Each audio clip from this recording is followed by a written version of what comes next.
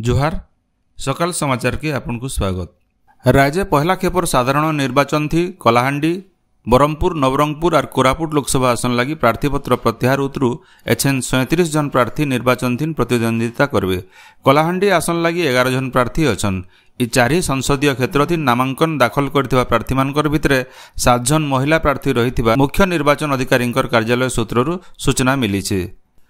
सेआड 2 number खेप निर्वाचन लगी इहादे तक संसदीय क्षेत्र मानकर भितरू बरगढ़ सुंदरगढ़ और बलांगीर 2 जन लेखा और आस्का आसन लगी झंडे प्रार्थीपत्र दाखल करिछन। राज्य 3 नंबर खेप साधारण निर्वाचन लगी गलाकाल विधिबद्ध विज्ञप्ति बाहर सहित नामांकन पत्र दाखल मूल होईछि।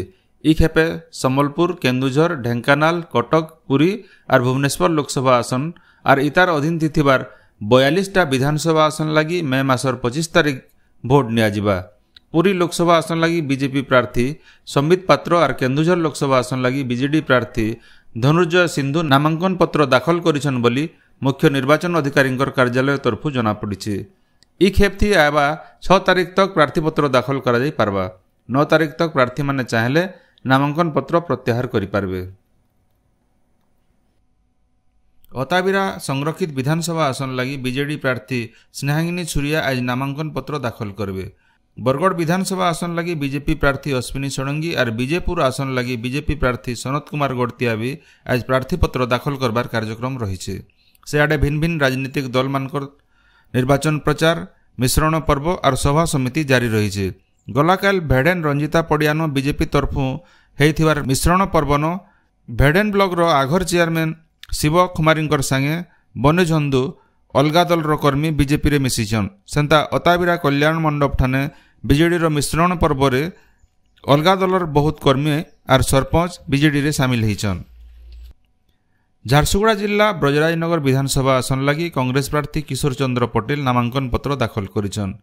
झारसुगुड़ा विधानसभा आसन लगी बीजेपी प्रार्थी टंकधर त्रिपाठी नामांकन पत्र दाखल करिछन। सेंता कांग्रेस प्रार्थी अमिता बिस्वाल झारसुगुड़ा आसन लगी नामांकन पत्र भरिछन। ब्रजराजनगर आसन लगी सीपीआई प्रार्थी रमेश त्रिपाठी और बीजेपी प्रार्थी सुरेश पुजारी बाकी रही 2 सेट प्रार्थीपत्र दाखल करिछन। झारसुगुड़ा आसन लगी स्वाधीन प्रार्थी अमर बजाज संजीता किसान ज्ञानेन्द्र बेहरा और ब्रजराजनगर लगी स्वाधीन प्रार्थी बिमला किसान नामांकन पत्र दाखल करिछन।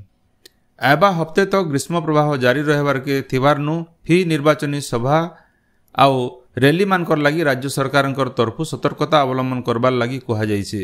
गलाकाल मुख्य शासन सचिव प्रदीप कुमार जेना ग्रीष्म प्रवाह बाबदे गोटे समीक्षा बैठक थीन कहिछन जे निर्वाचनी सभा और रैली होतिबार जगह मानके अंशुघात मुकाबिलार लगी पर्याप्त ओआरएस और पीबार पानी व्यवस्था हेबार दरकार।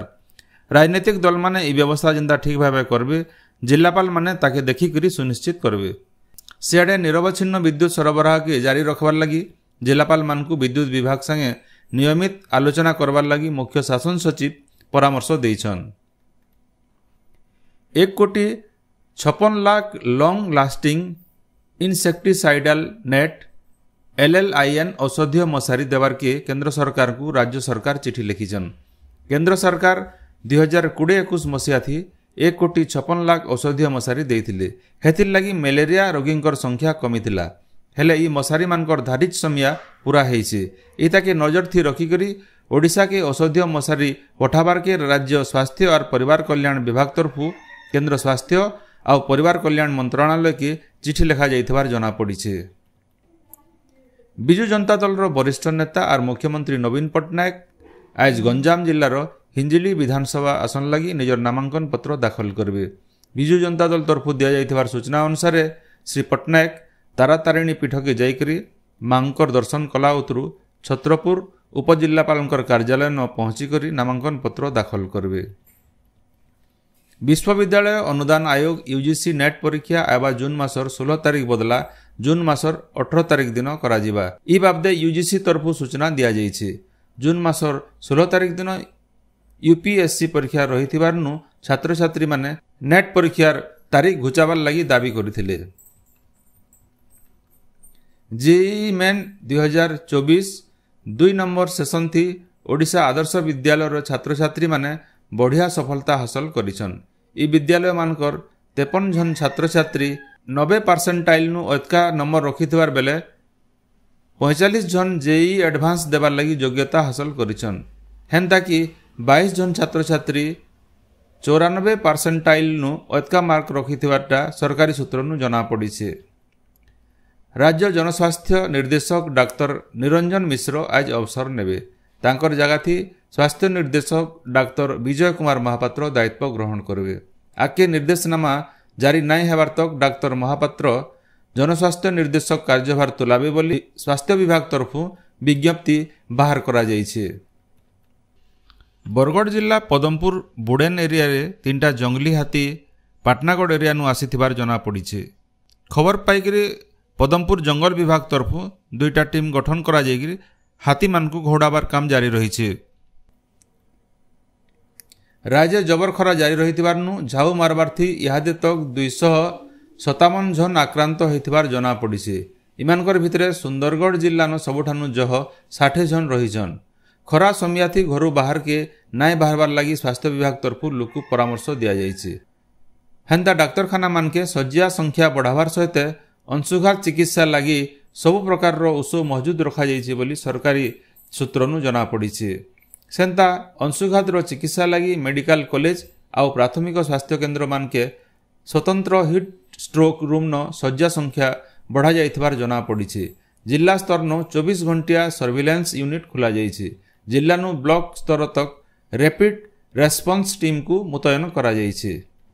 उत्तर पश्चिम आउ पश्चिम दिग्नु सुखा पवन बुहबार और जबर खरा लगी आयबा 3 नु 4 दिन तक राज्यर केतेरा जिल्ला नु ताती स्वाभाविक ठानु 3 नु 4 डिग्री सेल्सियस अधिकार रहबा। इ बाबदे आंचलिक पाणीपाग विज्ञान केन्द्र भुवनेश्वर तरफु सूचना मिली। जह खरा के नजर थी रखिकी आज बौद्ध अनुगुल ढेंकानाल सहित 9टा जिला के रेड अलर्ट जारी करा जाइछे। जबर खरा के नजर थी रखिकी स्वतंत्र रिलीफ कमिशनर तरफु सबु जिलापाल मानकु सतर्क रहबार के चिठी लिखा जाइछे। सकालर समाचार एतकी जोहार।